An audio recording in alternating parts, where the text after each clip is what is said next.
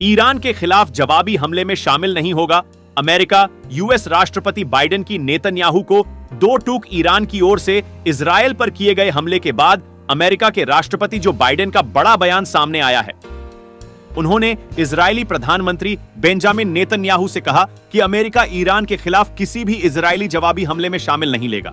बता दें कि ईरान ने इजरायल पर सैकड़ों ड्रोन और मिसाइलें दागी हैं।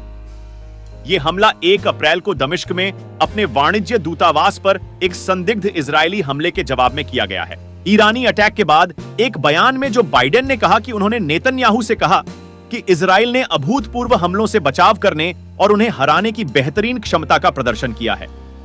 व्हाइट हाउस के शीर्ष राष्ट्रीय सुरक्षा प्रवक्ता जॉन किर्बी ने कहा कि अमेरिका इजरायल को अपनी रक्षा में मदद करना जारी रखेगा, लेकिन ईरान के साथ युद्ध नहीं चाहता। यह पूछे जाने पर कि क्या अमेरिका ईरान में इजरायल की जवाबी कार्रवाई का समर्थन करेगा, इस पर किर्बी ने कहा कि इजरायल की रक्षा करने के लिए हमारी प्रतिबद्धता दृढ़ है।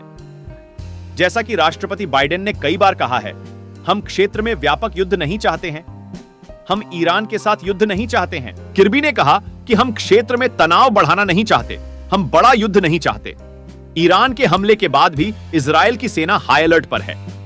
ईरान ने करीब 60 टन हथियार और विस्फोटक सामग्री के साथ लेबनान में ईरान, इराक, यमन और हिजबुल्लाह से इजरायल की ओर लगभग 350 आत्मघाती ड्रोन, क्रूज मिसाइलें, बैलिस्टिक मिसाइलें और रॉकेट लॉन्च किए। आईडीएफ ने कहा कि पिछली रात इस बात का प्रमाण है कि ईरान तनाव बढ़ाना चाहता है।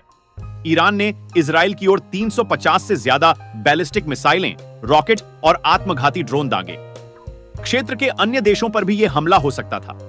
ईरान इजरायल ही नहीं, पूरे मिडिल ईस्ट के लिए खतरा है। इजरायल की मिलिट्री ने कहा कि ईरान के हमले के दौरान भी हमने गाजा में अपने बंधकों को ईरान के प्रॉक्सी हमास के हाथों से छुड़ाने के एक महत्वपूर्ण मिशन एक पल के लिए भी बंद नहीं किया।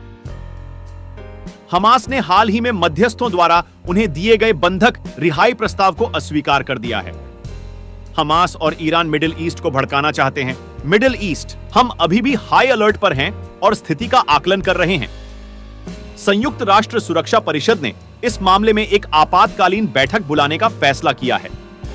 वहीं G7 देशों ने इजरायल के खिलाफ ईरान के सीधे हमले की कड़े शब्दों में निंदा की है। साथ ही कहा कि इससे क्षेत्र में तनाव बढ़ने का खतरा है। G7 नेताओं ने राष्ट्रपति जो बाइडेन द्वारा की गई एक कॉन्फ्रेंस कॉल के बाद एक संयुक्त बयान में कहा कि ईरान ने क्षेत्र को अस्थिर करने की दिशा में कदम बढ़ाया है। इससे बचना चाहिए।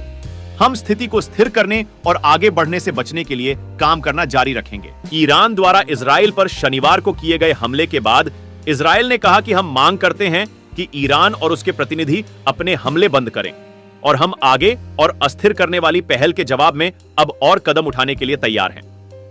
इजरायली अधिकारियों ने कहा कि ईरानी द्वारा दागी गई 99% मिसाइलों को बिना किसी महत्वपूर्ण क्षति के मार गिराया गया।